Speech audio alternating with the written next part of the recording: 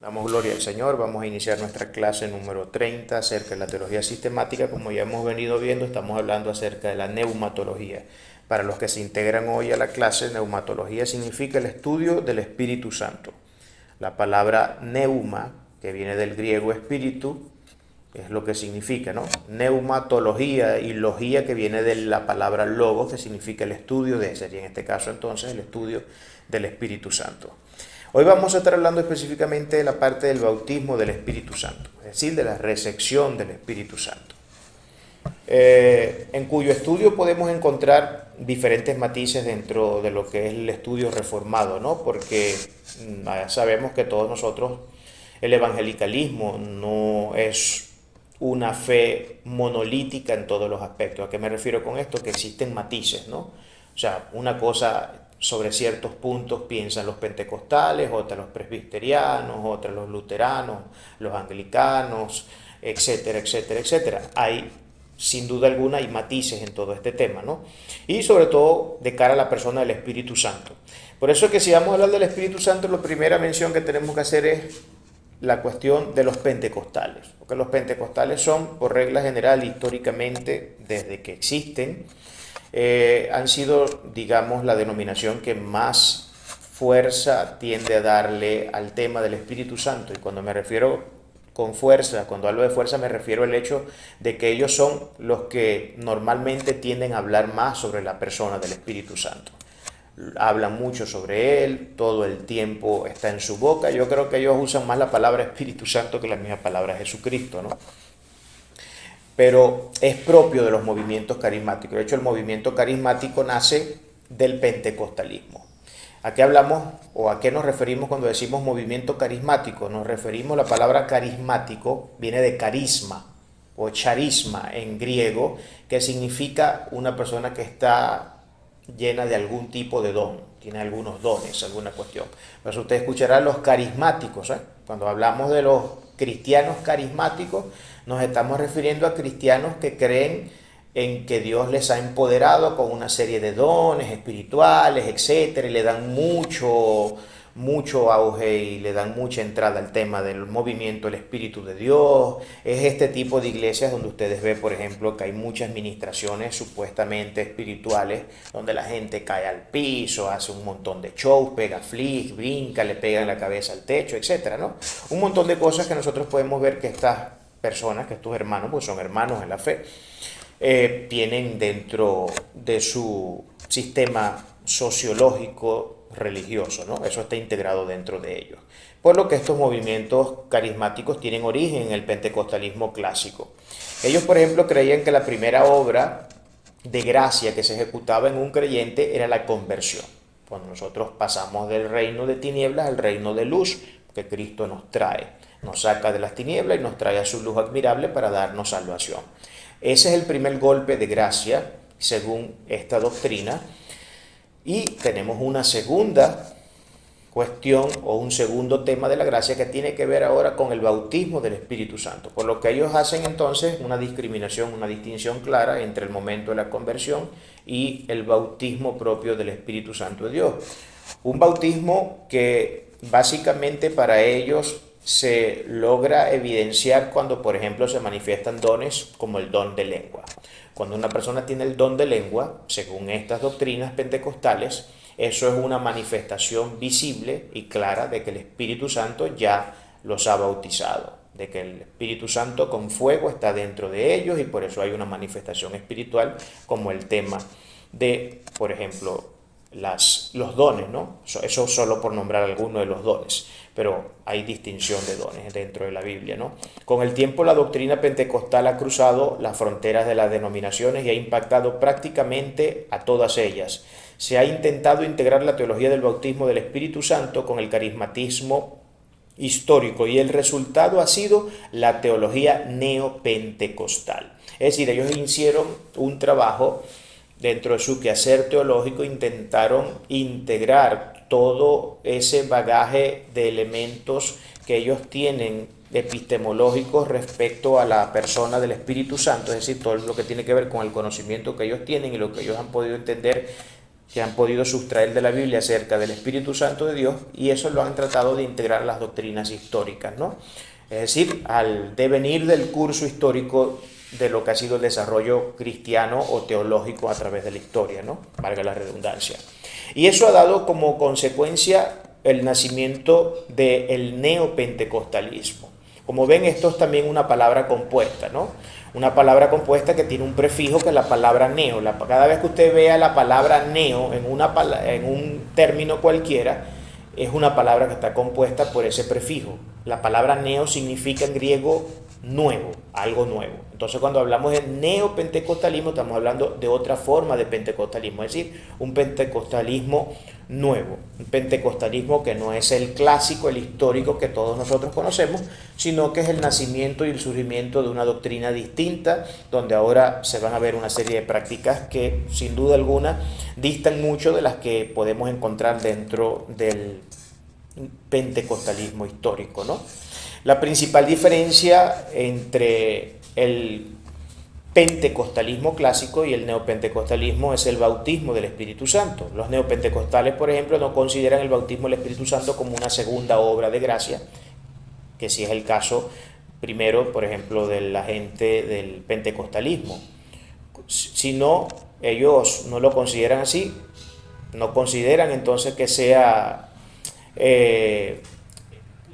no consideran que sea el bautismo del Espíritu Santo una segunda obra de la gracia con propósitos de santificación.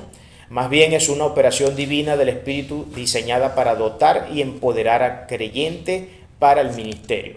Eso es lo que ellos dicen: el Espíritu Santo de Dios ha venido y está sobre nosotros para empoderarnos. Esa palabra es muy típica dentro del argot teológico o dentro del acervo teológico de lo que tiene que ver con la terminología, que es muy clásica dentro de estos movimientos que ellos utilizan. Por ejemplo, usted va a ver que los neopentecostales utilizan mucho la palabra, por nombrar algunas para que ustedes identifiquen. Ellos utilizan la palabra con mucha recurrencia, esa que acabamos de nombrar. Utilizan mucho el empoderamiento: estoy empoderado, el empoderado de Dios, el Espíritu de Dios está sobre mí, me ha dado un montón de dones, etc. Utilizan mucho el término avivamiento, fuego del Espíritu, unción. Todos esos son términos muy propios del argot neopentecostal. ¿Por qué? Porque el énfasis de ellos está todo el tiempo en el tema del poder del Espíritu Santo. Lógicamente, esta gente, como buenos megalomaníacos que son, la megalomanía es la enfermedad por el poder, es alguien que ansía el poder de manera enfermiza. A eso es que se refiere la palabra megalomanía, cuando, como ellos son, naturalmente son un sistema megalomaníaco. Por eso el énfasis en el Espíritu Santo y en el supuesto empoderamiento que el Espíritu Santo les da es vital para su elemento central dentro de la doctrina.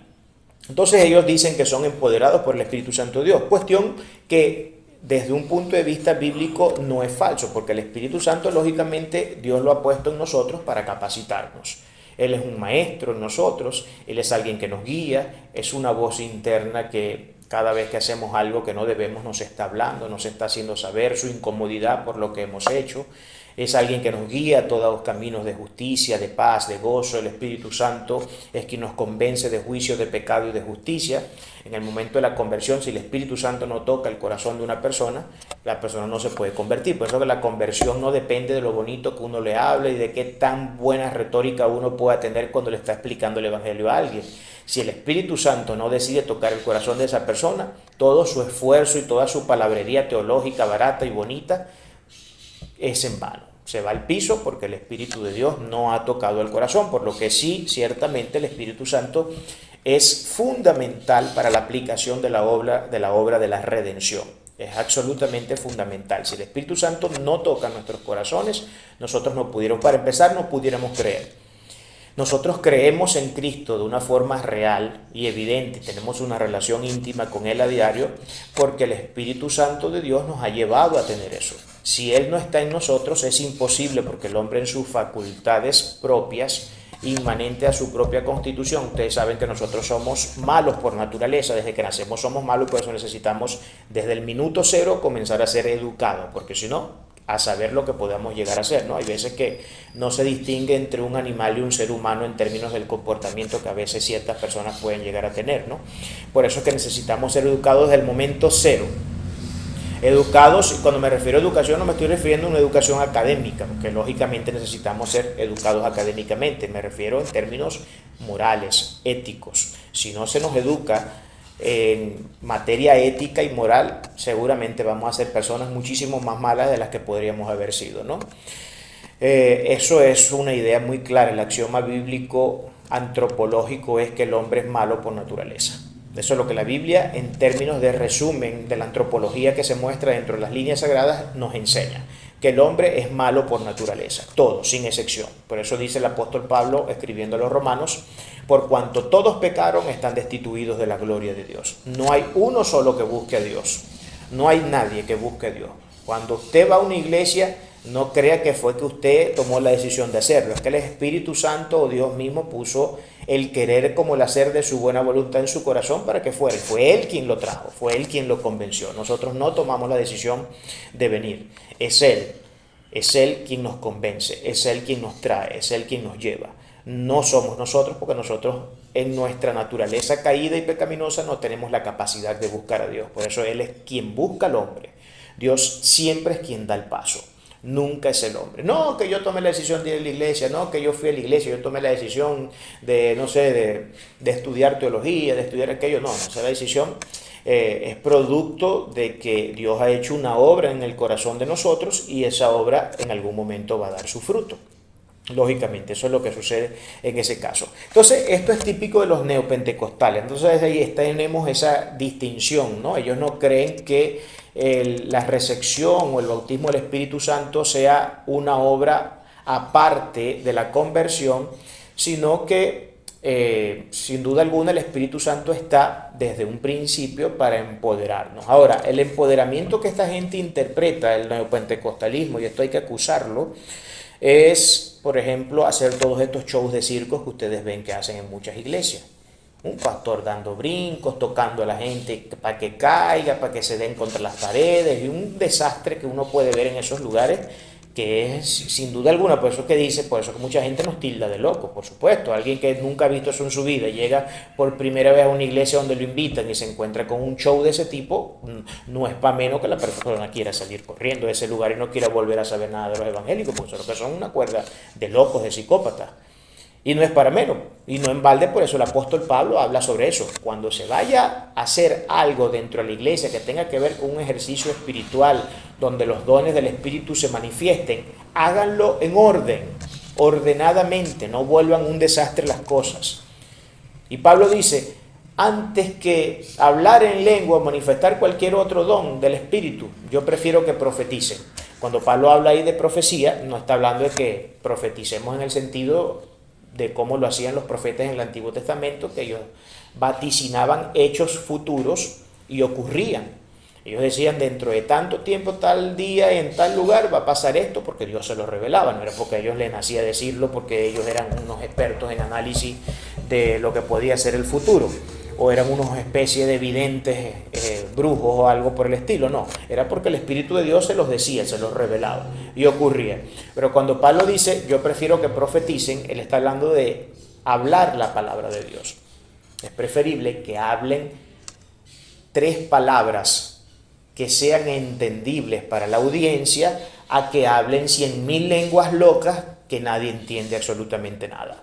Porque eso no edifica la iglesia. Lo que edifica la iglesia es un lenguaje que la gente entienda. O sea, que yo les hable en español. Imagínense que yo llegue aquí hablando en alemán. ¿Quién habla aquí alemán? Nadie.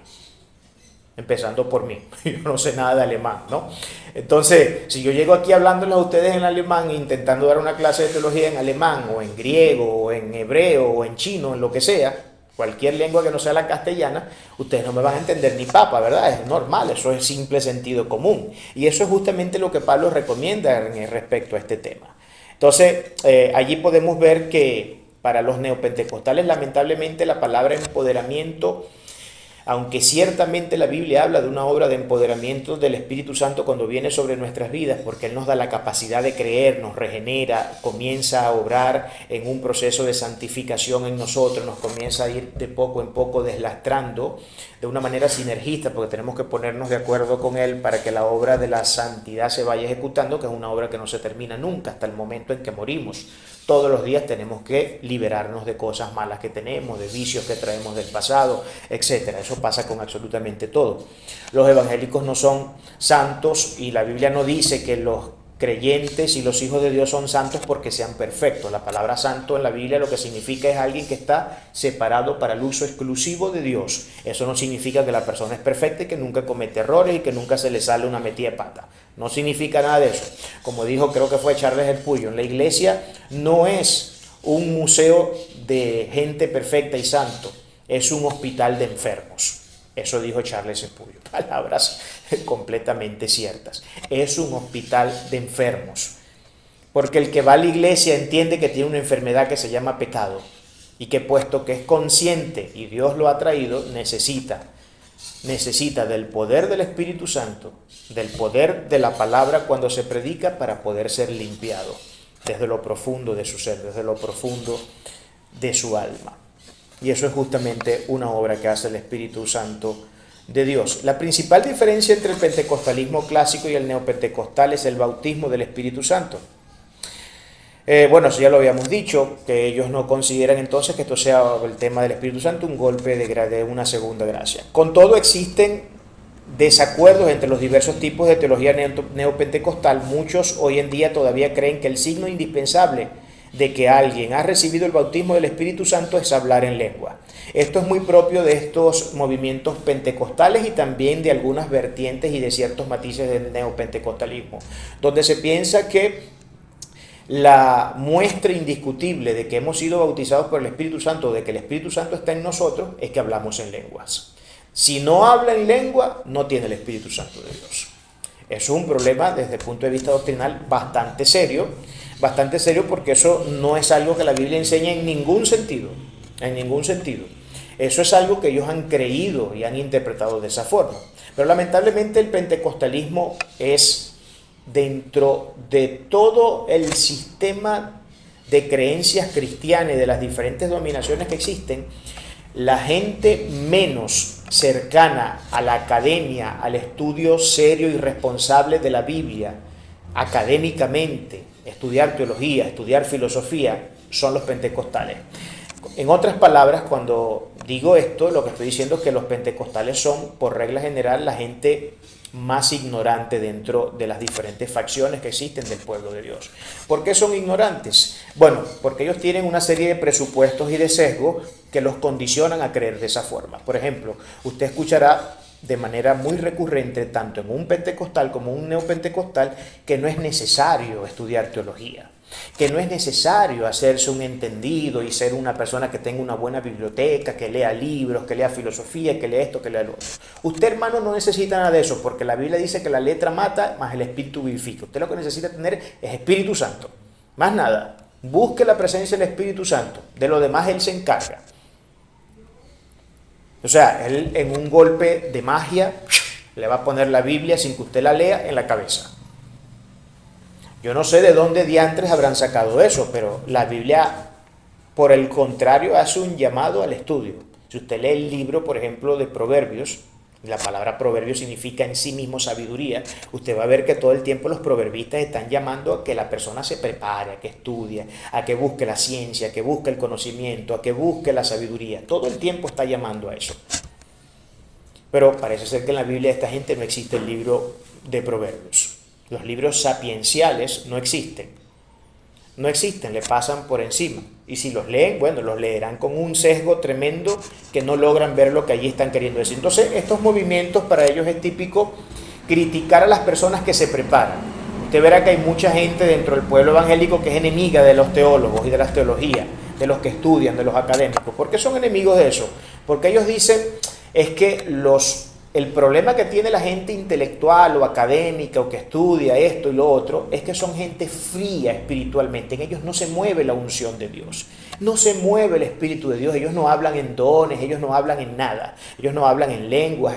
Lo que son es un acuerdo de mentecitas llenas de un montón de cosas en la cabeza que pueden dar una buena retórica, pero eso no sopla ni no hace que se mueva ni una hoja con lo que sopla. Esa es la perspectiva que ellos tienen. ¿Por qué? Porque son movimientos carismáticos cuya doctrina está centrada en el tema del poder del Espíritu Santo, del don, de hacer esos shows, esos despliegues de supuesta espiritualidad que nosotros vemos en la iglesia, que lo que dan es realmente vergüenza, ¿no? Dan vergüenza y no por eso no en balde mucha gente nos llama locos, ¿no? Entonces ellos están totalmente en contra de la gente que se prepara, de la gente que estudia responsablemente las escrituras. Yo no sé cómo harán con los reformadores, porque si nosotros estudiamos la historia desde el siglo XVI para acá, cuando nace la Reforma Protestante, nos vamos a dar cuenta que todos los grandes reformadores fueron grandes académicos, eran teólogos, eran filósofos, algunos eran científicos, tipos que tenían un nivel intelectual magistral. De hecho, eran la crema de sus tiempos en niveles de intelectualidad. Tipos que hacían aportes a la sociología, a la filosofía, no solamente a la teología. Hacían aportes impresionantes. Por hablarles un caso, ya no de teólogos del siglo XVI, sino de un teólogo de la propia Biblia, Pablo.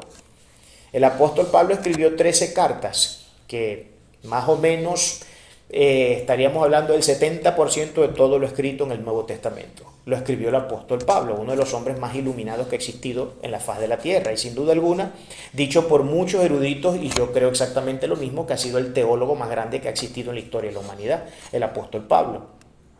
Y el apóstol Pablo, usted va a ver que en sus cartas, el tratamiento que él hace en sus cartas es un tratamiento que es completamente pedagógico, académico.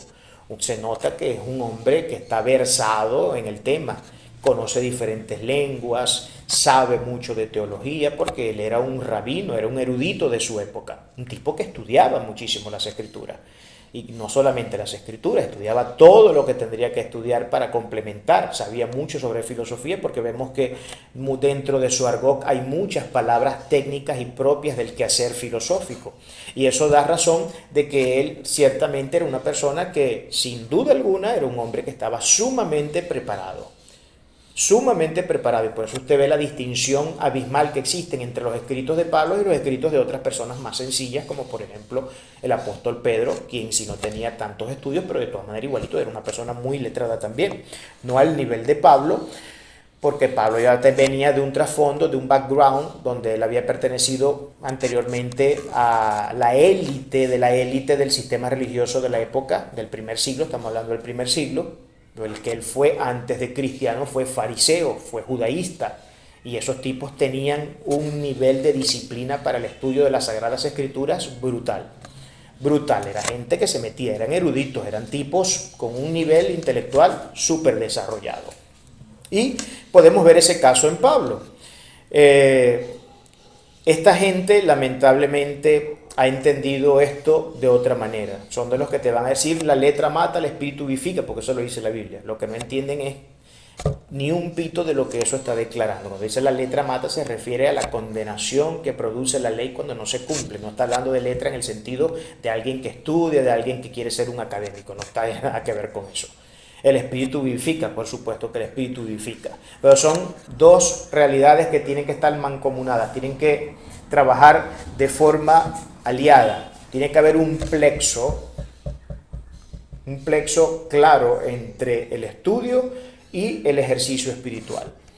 Si nos dedicamos solo a una de esas partes, vamos a tener un problema, porque estaríamos cayendo en un extremo. Hay gente, es cierto que lo que algunos pentecostales critican de la gente académica, al decir que son fríos espirituales, es cierto que hay mucha gente que es así.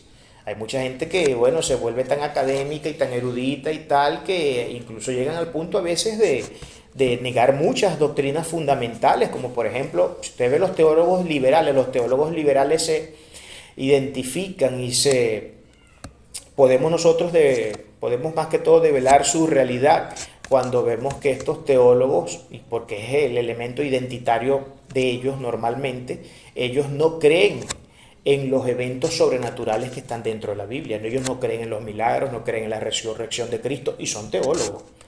Lo que pasa es que son gente que se ha metido en cuestiones como las ciencias bíblicas y otras cosas que comienzan a cuestionar todo.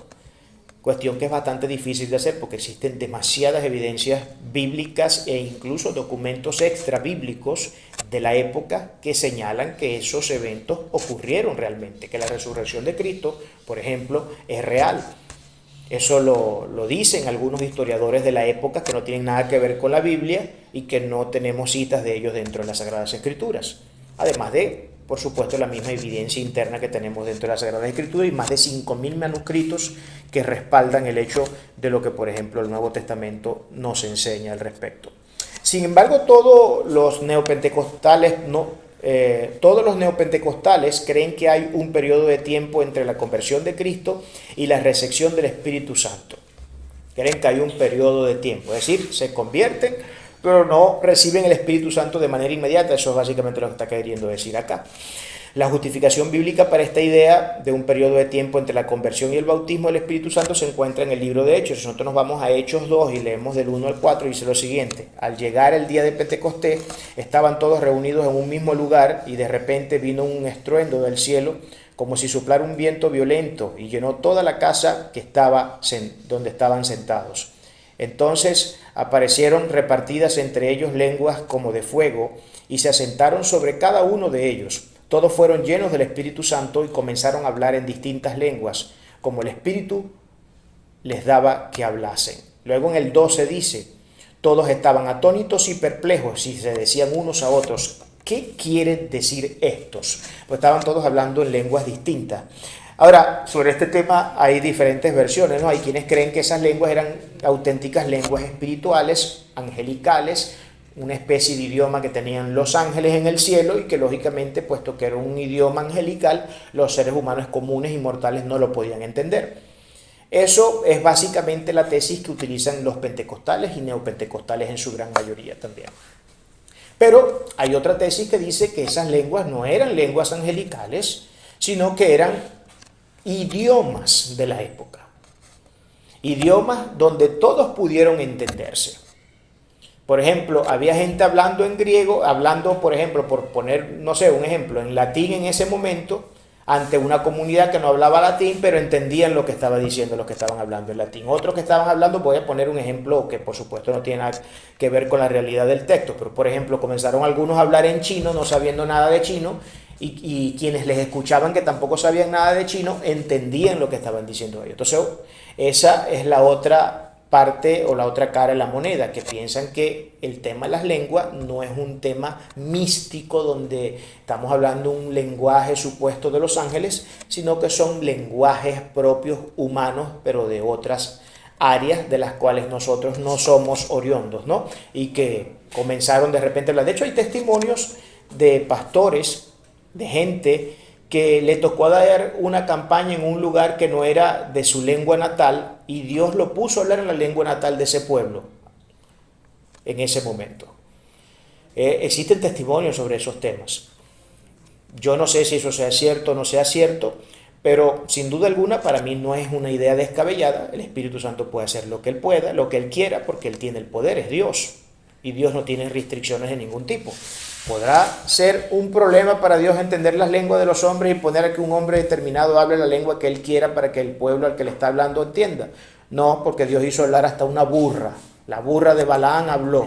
Le habló al profeta porque el tipo, en una actitud totalmente recalcitrante y obstinada, no quería detenerse de hacer la obra que Dios le había dicho que no hiciera. Y la burra tuvo que hablarle. Le tuvo que hablar. Y dice el Señor, este evangelio se predicará en todas las naciones. Y si aún no hubiese gente que lo pudiera predicar, aún las piedras tendrán que hablar. Y las piedras hablarán. ¿Puede Dios poder hablar una piedra? Perfectamente. Dios es todopoderoso. Uno de sus atributos es que Él es omnisciente y omnipotente. Al ser omnipotente, que tiene el poder para todas las cosas, ¿no? Tiene el poder para todas las cosas. Él tiene el poder para todas las cosas, sin duda. Entonces, Lucas incluye en su narración no solo una descripción de lo que ocurrió, sino también una explicación de este extraño fenómeno. La narración continúa.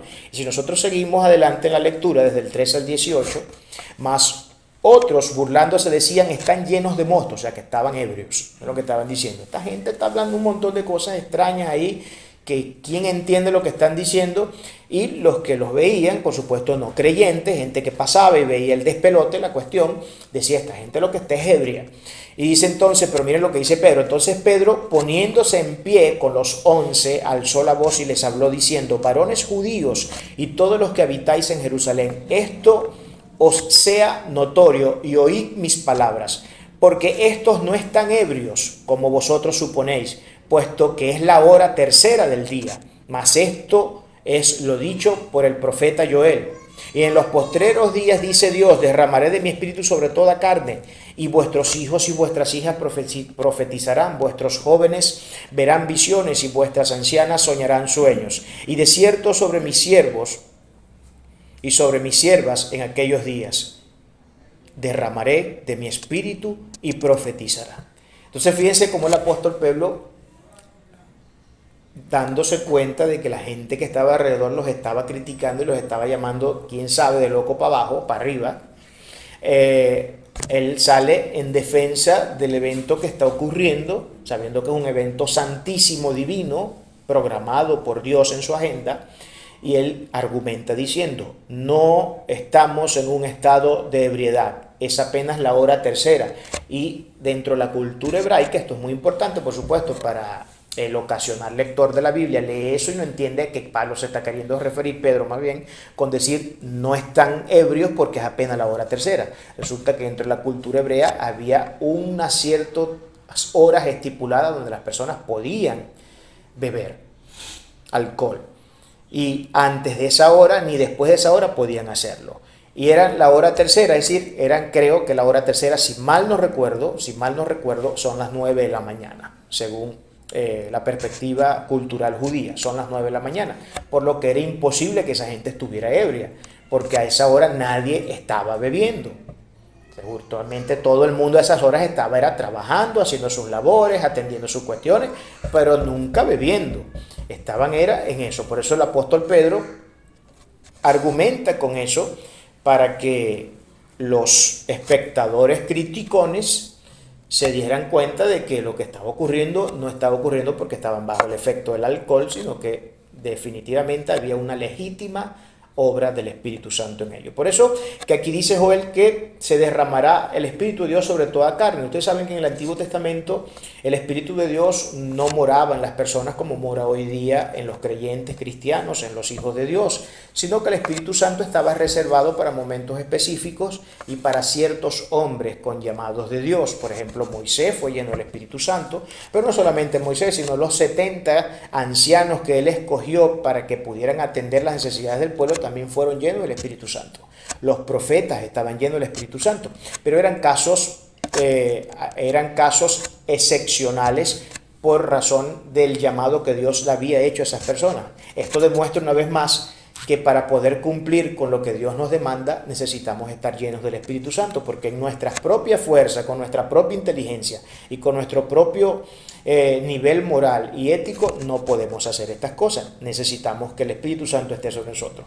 En el Nuevo Testamento entonces se cumple esa profecía de Joel, donde el Espíritu Santo sería derramado sobre toda carne. Allí vemos cómo el derramamiento del Espíritu Santo comienza en Hechos 2.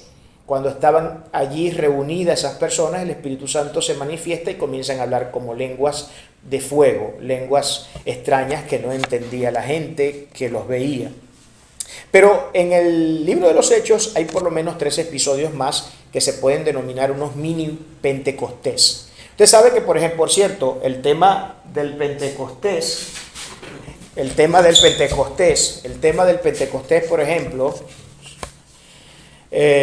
los pentecostales se llaman pentecostales porque ellos basan su doctrina en la experiencia del Pentecostés. El Pentecostés fue esa porción de la palabra que leí ahorita, donde el Espíritu Santo se manifestó y comenzaron a hablar en lenguas extrañas. De allí toma el pentecostal el tema de las lenguas, de los movimientos del Espíritu, y ellos, por cierto, creen que la iglesia nace justo en ese momento, cuando la iglesia o cuando los hijos de Dios son empoderados con el Espíritu Santo de Dios. Es que ese es el momento donde ellos nacen, donde nace la iglesia. Eso es básicamente dispensacionalismo puro, ¿no? Pero eso es lo que ellos creen. Pero hay otros hechos también que se consideran unos mini Pentecostés en el libro de Hechos. Por ejemplo, Hechos 8, del 14 al 18. Cuando los apóstoles estaban en Jerusalén, oyeron que Samaria había recibido la palabra de Dios, enviaron allá a Pedro y a Juan, los cuales habiendo venido, oraron por ellos para que recibiesen el Espíritu Santo, porque aún no había descendido sobre ninguno de ellos, sino que solamente habían sido bautizados en el nombre de Jesús. Entonces les imponían las manos y recibían el Espíritu Santo. Este pasaje se utiliza para apoyar la idea de que ciertamente el Espíritu Santo no se recibe en el mismo momento de la conversión, porque como vemos aquí tenemos un grupo de samaritanos que ya habían creído en Cristo, pero que no habían recibido el Espíritu Santo, sino hasta que los apóstoles, en este caso Juan y Pedro, fueron e impusieron manos sobre ellos para que recibiesen el Espíritu Santo de Dios. Pero un tema que es importante dentro de los principios hermenéuticos y que debemos considerar es que una cosa es la norma y otra es la excepción. Nosotros no hacemos doctrinas por excepciones, por casos aislados que ocurren dentro de la Biblia. Cuando vamos a establecer doctrina, lo establecemos sobre la base de un hecho que es no solamente normativo, sino que es claro y directo dentro de las Sagradas Escrituras. Eso es lo que nosotros hacemos. Por ejemplo, para poner un ejemplo, Cristo, para devolverle la vista a un ciego, escupió sobre la arena y con su saliva hizo lodo y se lo puso en los ojos del no vidente y luego comenzó a ver. Ahora, hay mucha gente que cree que tiene que hacer esto para que la gente ciega vea. ¿Quiénes son los que piensan que esas cosas tienen que hacerse así? Justamente los pentecostales y los neopentecostales, que tienen toda esa enfermedad sobre el poder del Espíritu Santo y ellos creen que pueden hacer cualquier cosa con el poder. Y se conoce casos de gente que ha intentado hacer eso. De hecho, lo han hecho y han quedado en ridículo. Ahora, ¿por qué eso? A pesar de que Cristo lo hizo, porque hay muchos que dicen, no, es que nosotros tenemos que imitar a Cristo en absolutamente todo. No, no en todo. Cristo hizo cosas que nosotros no tenemos que imitar ni podemos imitar porque las hizo porque Él es Dios. Pero nosotros no somos Dios. Nosotros estamos llamados a hacer todo lo que Él nos dijo que hiciera, sí, pero no hacer todo lo que Él hizo. Pero sí todo lo que Él nos dijo que hiciera. ¿Están viendo la diferencia, no? Son dos cosas completamente distintas. Entre hacer todo lo que vimos que Él hizo o hacer todo lo que Él nos dijo que teníamos que hacer. Entonces, eso es un hecho aislado sobre el cual yo no puedo establecer una doctrina. Yo no puedo decir la doctrina del lodo para los ciegos. No, porque eso es un evento, primero, que es único en la Escritura. Segundo, Cristo jamás dijo, hagan esto si quieren que los ciegos vean. Ahora, si Cristo hubiese dado la orden, después de haber hecho eso, de que todos los creyentes deberían escupir la arena y hacer con su escupitina lodo y ponérselo en los ojos a la gente, bueno, si así se resolviera la cosa, yo no sé qué sería de los pobres oftalmólogos. Se hubieran muerto de hambre. Bueno, para empezar, ni siquiera hubiese existido la disciplina de oftalmología, porque ¿qué necesidad hubiera habido de crear una disciplina llamada la oftalmología si no hay ciegos? Porque simplemente agarro, me acerco a un evangélico, el tipo escupe en la arena, hace lodo, me lo pone en los ojos y ya quedo viendo. Se quiebran todas las ópticas y quiebran todos los consultorios oftalmológicos, ¿verdad? Entonces no podemos hacer doctrinas de esas cosas, pues son eventos aislados. Yo hago doctrina de lo que se me manda hacer y de lo que es normativo en la Biblia. Esto, por supuesto, tiene explicaciones mucho más amplias, pero como no estamos tratando tema de hermenéutica, no me voy a ir por ese tema, porque después ahí sí es verdad que terminamos el 31 de diciembre. Entonces, tenemos ese hecho, ¿no? Como vimos allí, los samaritanos pudieron ver la luz del Espíritu Santo cuando los apóstoles pusieron manos sobre ellos. Ahora, este es otro evento, que los apóstoles hayan puesto manos sobre ellos y por ese hecho hayan ellos recibido el Espíritu Santo, tampoco es un hecho que nos debe llevar a hacer doctrina. No, que ahora el Espíritu Santo se recibe por la imposición de manos. No, eso fue un hecho que ocurrió así con ellos, porque Dios lo determinó así para ese grupo en particular, pero eso no aplica como una norma.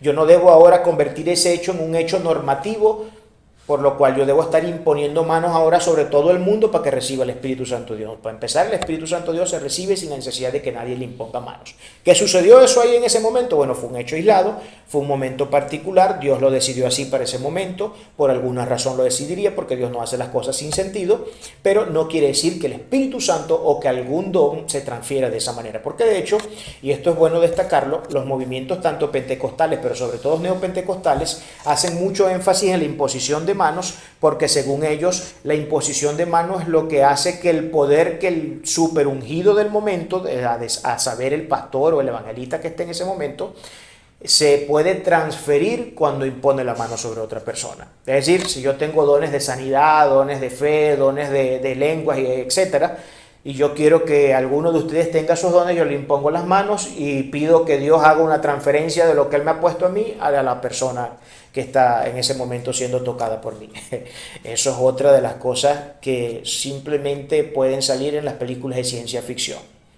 En Hollywood es muy bueno ver ese tipo de cosas, seguramente vamos a ver cosas incluso peores que esas, pero en la realidad eso no funciona así. Fue un momento concreto, fue un hecho aislado, pero no quiere decir que eso funcione de esa manera y que debamos incluso nosotros entender esto como una especie de imperativo que debemos ahora aplicar dentro de nuestra vida espiritual. Hay un último hecho donde podemos ver también una especie de mini Pentecostés, donde también hubo un derramamiento del Espíritu Santo, que lo vemos registrado en el libro de Hechos 10, del 44 al 46, que dice: mientras aún hablaba Pedro estas palabras, el Espíritu Santo cayó sobre todos los que oían el discurso, y los fieles de la circuncisión que habían venido con Pedro se quedaron atónitos de que también sobre los gentiles se derramaba el don del Espíritu Santo, porque los oían que hablaban en lenguas y que magnificaban a Dios.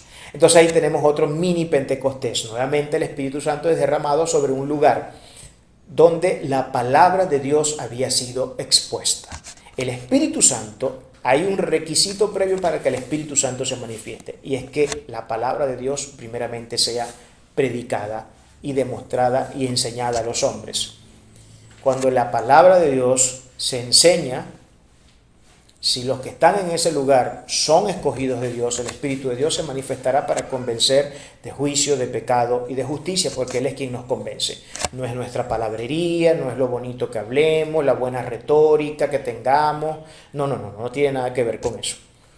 A veces una persona que ni hablar sabe, pero el Espíritu Santo está en ese momento y dijo solamente 2 palabras y hasta torpes pudieron haber sido, pero el Espíritu Santo decidió que ese era el momento de aquella persona y se convierte la persona, sin necesidad de estar vociferando mucho. No es necesario, porque la obra no la hacemos nosotros.